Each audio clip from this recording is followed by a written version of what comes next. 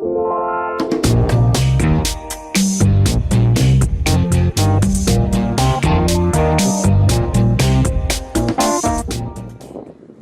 everyone, it's Kate with another video for Outdoor Escapist, and I'm not in Norway anymore. As you may or may not be able to tell if you're familiar with the landscape, Norway doesn't look like this. This is Iceland. So we arrived yesterday and spent a little bit of time in Reykjavik. I've got no idea how to pronounce that, but it was mostly just like little craft shops and stuff that we looked at. There's not really that much there. There's a few decent food places and stuff, but yeah, not heaps of stuff that's interesting in a like scenic kind of way. So we drove about 2 hours out of town, stayed at this cute little cabin, which is it's just adorable. When I had a hot tub and all that, it was pretty awesome. Trying not to trip over as I'm walking through the grass here. We came down this morning to the river, which is ice cold glacier melt, which yeah, is a contrast to the hot tub, because I don't know if I was able to get footage because the sun was right in my face, but we have an actual hot spring out the back of the cabin, like literally, you know, 100 meters up the hill that way, there is a natural hot spring, and then you've got a glacier river. Contrast. But this place is like a landscape out of another world. It's like everything's volcanic, and it's just, it's so barren, but it's so pretty. It's just, oh, I love it. This place is just mental. I love it so much already. But anyway, today we're going to go check out a waterfall and a lava tunnel, I think. Is that right? Lava tunnel. Lava tunnel. And a few other things. So yeah.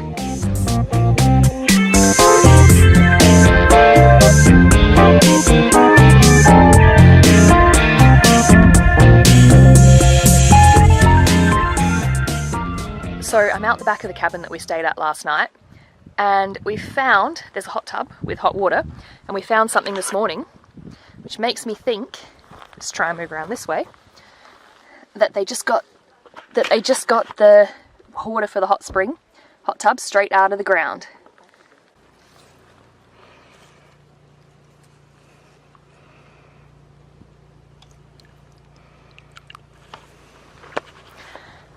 That water is toasty warm, like it's literally in the ground, toasty warm.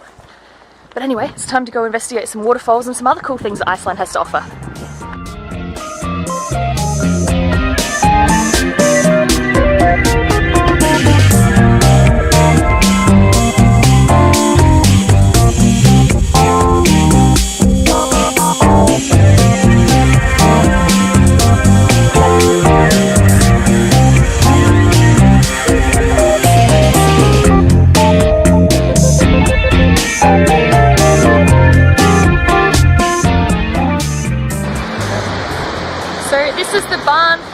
Which is a waterfall that means children's waterfall, and it doesn't mean that for any cute little reason or anything like that. It means that because one Christmas there were a couple of kids playing. You can see a stone arch behind me. There used to be a bunch of those. A couple of kids came down here one Christmas and started playing without supervision, fell off and drowned because that water is raging. So basically the mum was like, no, we're going to destroy all of the arches that the kids can get to, so they just got rid of them all. And now it's called Children's Waterfall because children died.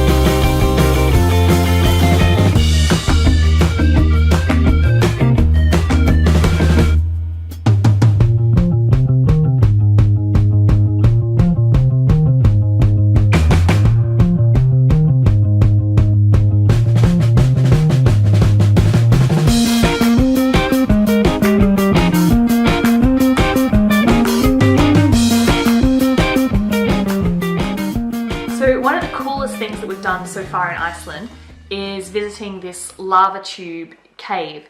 And so basically what happens was you have volcano erupts, there's a glacier as well, so glacier, volcano erupting, there's the lava that runs down across the plains, and there's an Icelandic name for it, but nobody can pronounce it, so they've taken the Hawaiian name for it, which is Pahoihoi, I think. Yeah, so lava runs, it's very quite liquid and runny, more lava runs, makes layers and layers and layers and layers, and eventually some of the lava either comes up from underneath and goes through the layers, or comes down and melts into them, or a river is melting because, you know, you've got a layer of rock and then molten rock would dig a hole. So for whatever the process was that caused this particular lava tunnel, you end up with layers of lava and then an elliptical shape cave and then lava over the top. So this tunnel has been, it was actually a fairly recent eruption. It was about 1,000 years ago, and there's evidence of somebody who lived in the tunnel shortly after the eruption, so when the rocks and stuff were still warm. And there's been rock falls and stuff. Most of that happened shortly after it formed, when the lava was cooling off. So yeah, we went through into this cave. It's about 1.6k long. You only go in about 600 meters, but it's freezing cold in there. So it's because, so like when it was lava and stuff, it was obviously warm, but because you've got a landscape up here with snow and ice and all that sort of stuff, because it's cold up here, it sinks and there's nothing down here to let the air out. So basically you just end up with this massive cold sink. So it's about 2 degrees in there. So we walked through with like all of the layers on and everything like that. There's some icicles and stuff as well, which I think I've got on camera.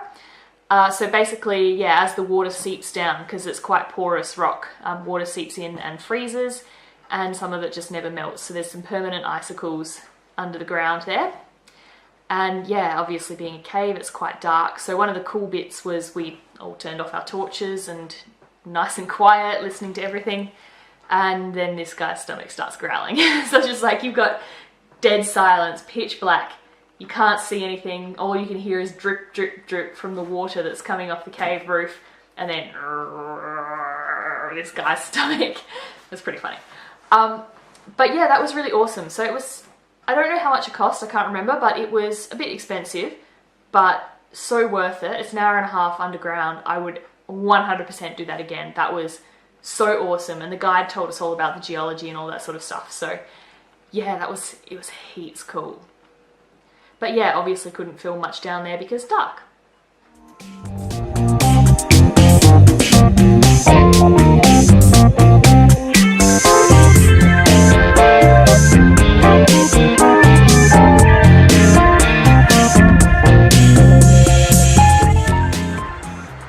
Good morning, and today we're in Sigulsfjord, and there is no way I'm pronouncing that correctly, but close enough, right? Yeah, so we came here because we wanted to look at the Herring Museum. This is like the north part of Iceland. And so yeah, Herring Museum is here. Apparently it's the best herring museum in the world. I don't know what the criteria is, I don't know what the competition was like, but apparently it's the best herring museum in the world. Unfortunately, it's a Saturday, and the people of this town that you can see behind me are all very, very sensible, and they're still in bed. So nobody is going to be up and about until at least 1, which means that we have not much else to do. So we're currently climbing up the hills behind the town. You can see there's mountains in the background, same height, but on the other side is what we're walking up.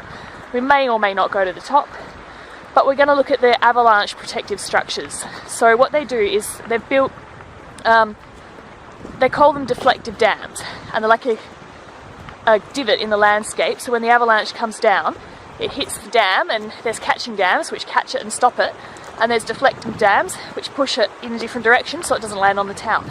They've also got some steel stuff stuck into the cliff face to sort of, when the snow falls, to stabilise it and make it more compact so the avalanches don't start in the first place. So yeah, it should be pretty interesting to see all of this stuff.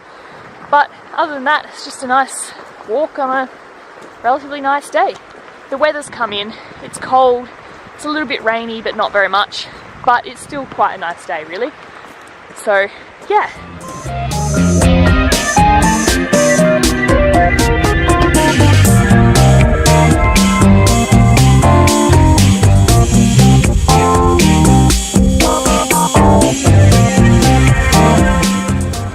Okay, so I know what I said, and I know I kind of laughed, but it legitimately is the best herring factory in the world.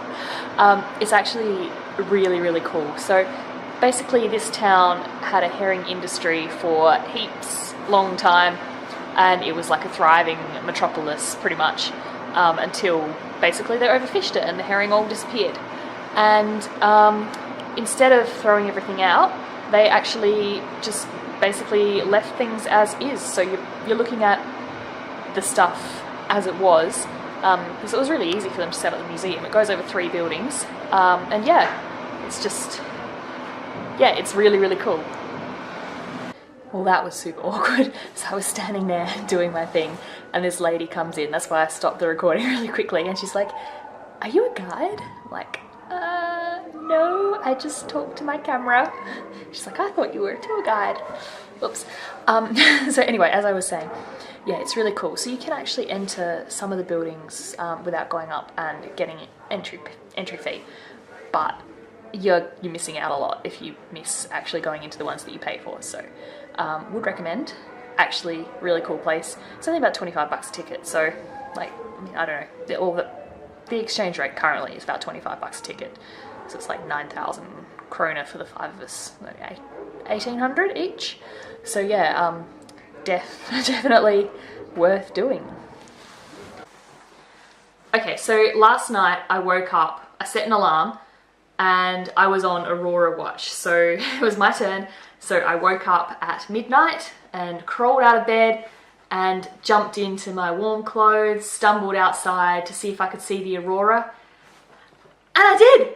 It was there! It was there. So I saw the Northern Lights, but there was a thin film of cloud coming over. This is the last day of good weather that we are meant to have. So yeah, thin film of cloud, and we're in a town at the moment, so there was a lot of ambient light. So by the time we piled into the car and drove off to an abandoned field somewhere where we could actually see the lights, the cloud had come over a lot more. So gonna go with not the most awe-inspiring thing I've ever seen.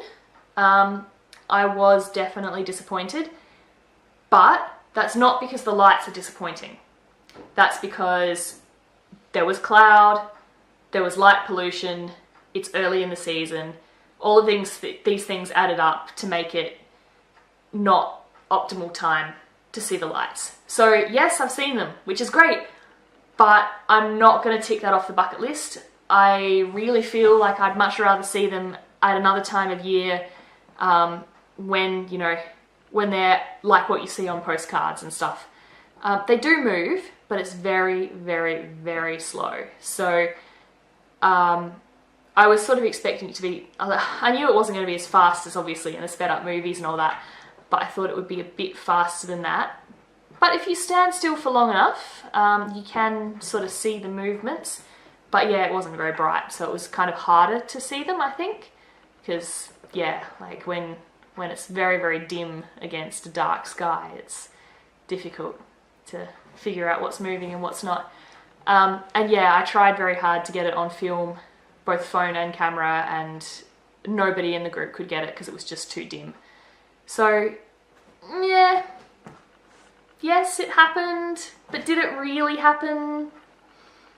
I think, yeah, definitely gonna try that again. Hopefully we'll get another lot of good weather before we leave. I don't think so though. I think the rain's meant to come in. We've only got a few more days really in Iceland, so I think that's probably it. I'll have to come back. What a shame.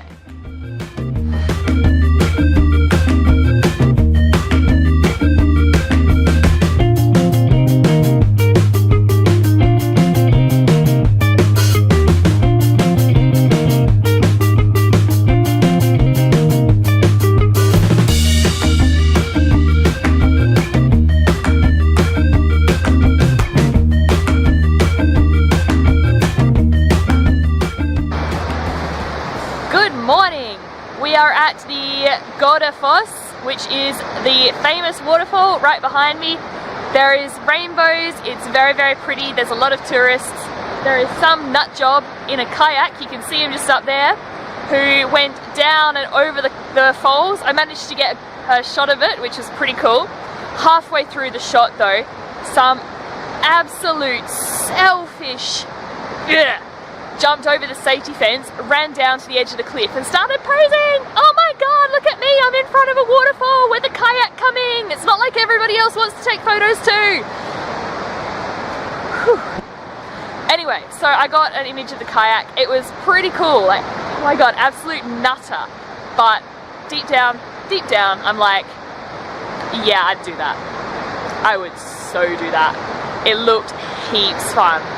But yeah, anyway, this waterfall is absolutely stunning. You can see why it's a tourist attraction and why everybody's here. There's a lot of bugs everywhere, like flies and midges and stuff. But yeah, very, very pretty. Anyway, I'm going to walk over to the other side now and see what it looks like from a different angle.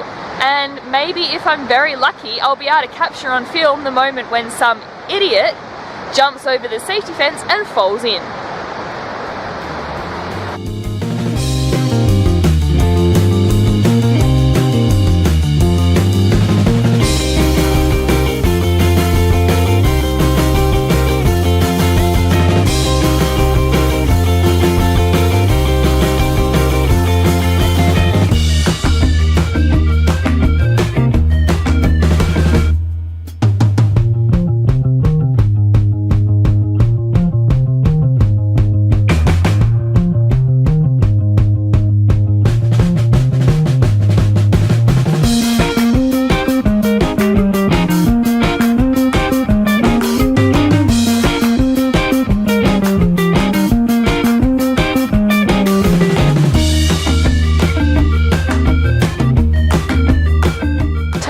Nut job in a kayak, who I'm so jealous of because I would love to do that. Turns out he's a GoPro guy. He's got GoPro written on his kayak, on his helmet, and he's got one. And so obviously they're doing the next round. I don't know if you guys have ever seen in the outdoor shops or whatever, you probably have, but GoPro has their looping films that just basically are an ad for their product that sits above where they sell the GoPros. They may play it in other places, I don't know, but I used to work in an outdoor shop and that was what happened. Anyway, so they're obviously making a new one and he's going to be on it because he's jumping off a waterfall in a kayak and I'm so jealous. Did I mention how jealous I am? Oh my god, it looked like so much fun. I'm going to have to do that. I'm going to have to get my white water on. Ugh, fly in my eye. But yeah, anyway, moving over to a different viewpoint now.